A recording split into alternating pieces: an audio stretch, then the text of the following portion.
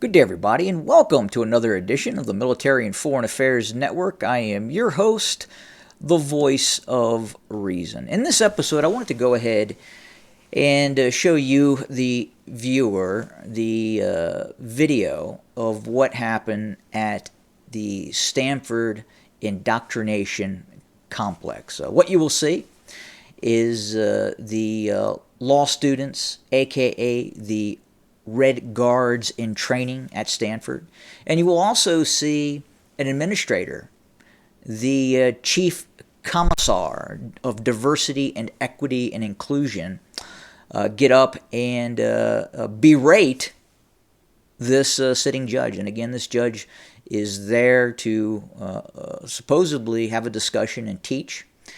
And this is what happens at Standford indoctrination facility. Now, I will say that I've received feedback that, well, why would Standford allow this gentleman, this judge, to speak if it is what you say it is? Well, they have to. They have to have opposing viewpoints. But this is what happens when an opposing viewpoint is present. It's not allowed to speak at the Standford indoctrination complex just south of Sodom and Gomorrah. So here it goes. Enjoy, or maybe not enjoy. I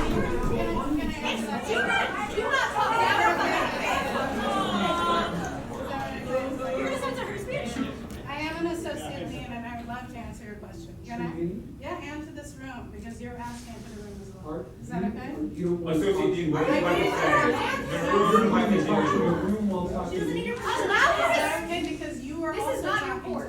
You asked for an administrator. She is an administrator. You just asked for an administrator in here. Do you want an echo chamber, or do you want someone to Don't take care of you? Don't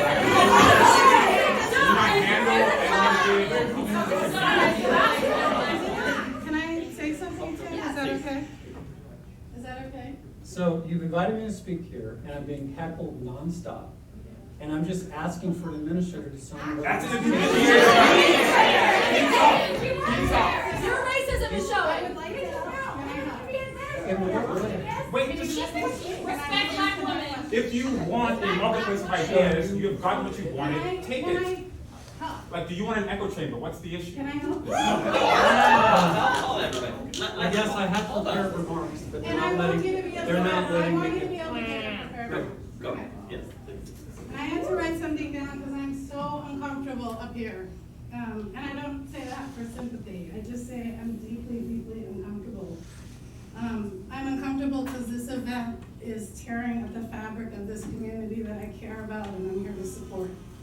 And I don't know, and I have to ask myself, and I'm not a cynic to ask this, is the juice worth the squeeze? Is this worth it? It isn't a setup. But for many people in this law school who work here, who study here, and who live here, your advocacy, your opinions from the bench land as absolute disenfranchisement of their rights and does land. Let me please.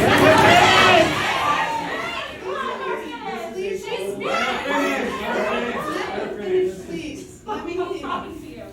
And it impacts directly their people, humans, their families, and their communities. And I'm uncomfortable, and it's uncomfortable to say this to you as a person. It's uncomfortable to say that for many people here, your work has caused harm, has caused harm. And I know that must be uncomfortable to hear. I know that must be. Let me please finish. And I want to give you space to finish your remarks too, Judge Duncan. I'm also uncomfortable because many of the people in the room here I have come to care for. In my role at this university, my job is to create a space of belonging for all people in this institution. And that is hard and messy and not easy, and the answers are not black or white or right or wrong. This is actually part of the creation of belonging. And it doesn't feel comfortable, and it doesn't always feel safe, but there are always places of safety, and there is always an intention from this administration to make sure you all can be in place where you feel fully you can be here, learn, grow into the amazing advocates and lawyers and leaders that you're going to be. I'm also uncomfortable because it is my job to say you are invited into this space. You are absolutely welcome in this space. in this space that people learn and again live. I really do wholeheartedly welcome you, because me and many people in this administration do absolutely believe in free speech.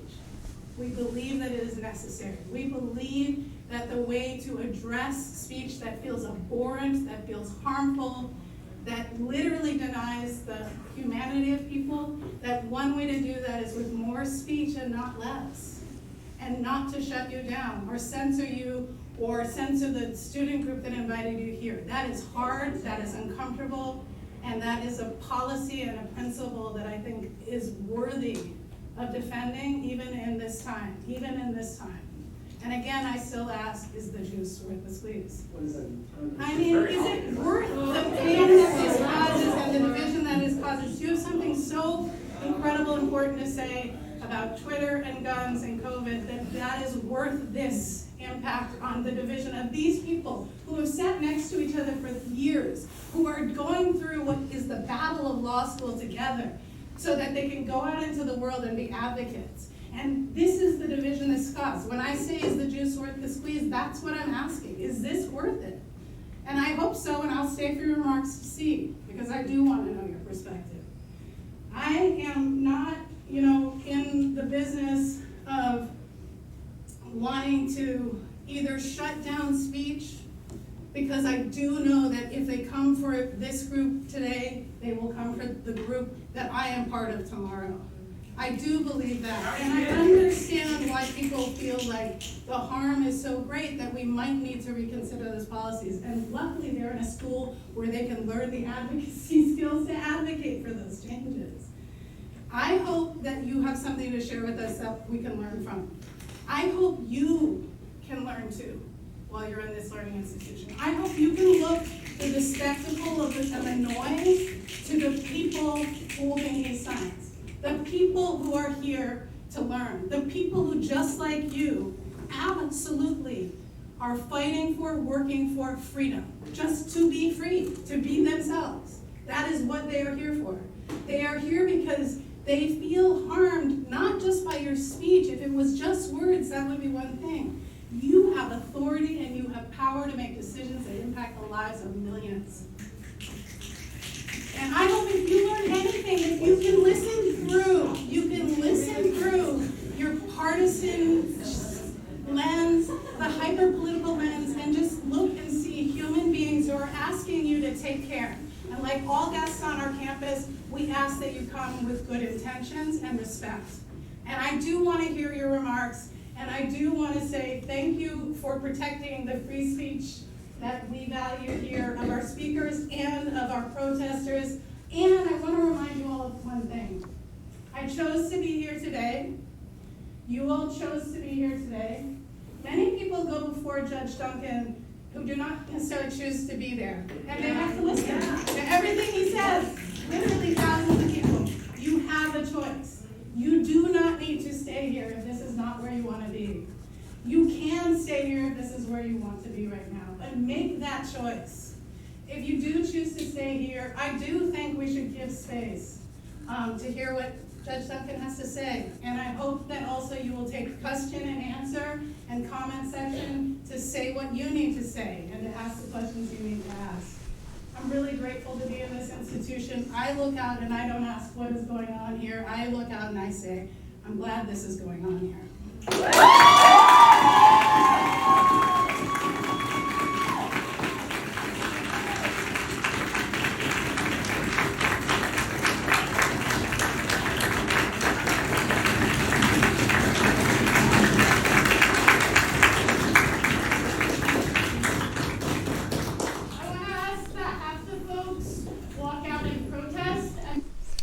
All right, well, there you have it. There's not much after that. But, again, these students, these Red Guards, are going to be at a city near you, and they will be there to violate your constitutional rights, to enforce their subjective ideology onto you.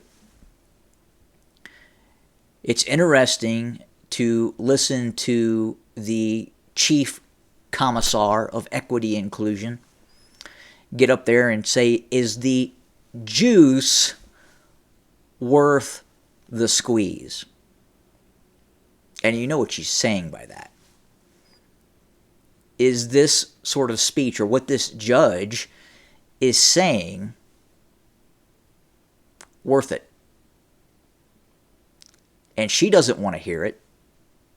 And no one in that room, maybe one or two, after being heavily indoctrinated by the Standford indoctrination complex, wants to hear what he has to say either. Reprehensible and unbelievable that our institutions of learning, people who are going to uphold the Constitution, the law of the United States, are becoming this, or have become this. And again, this is not going to end well, because there is only one option, and that is going to be a great cleansing of the United States.